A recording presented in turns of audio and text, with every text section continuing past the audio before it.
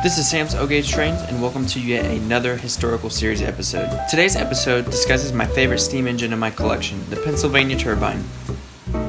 The Lionel turbines were based off the real S2 from the Pennsylvania Railroad. The design and production of the locomotive was delayed due to World War II. Certain materials were needed to properly construct the massive 686 steam engine. Once construction was completed, they gave her a test run. She was able to pull a 17-car train at 110 miles an hour from Fort Wayne to Chicago. Unfortunately, this stunning locomotive had a short lifespan. Pennsylvania's patronage was starting to decline.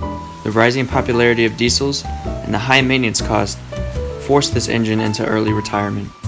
We can still enjoy the turbine today thanks to Lionel.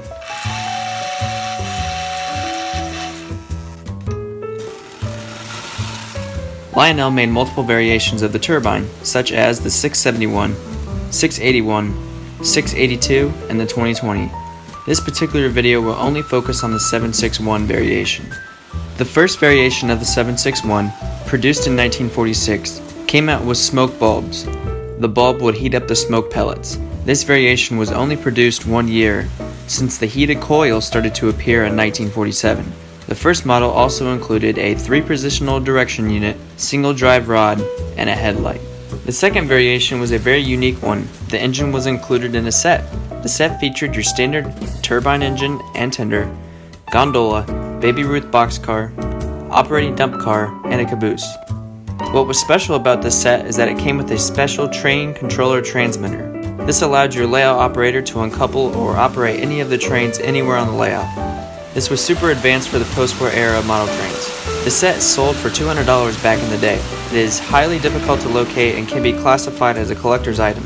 If you want to see a video that goes into detail about the electronic control set, check out the link at the top right corner. The only feature that changed with the third variation was the engine now featured a smoking element rather than having smoke bulbs.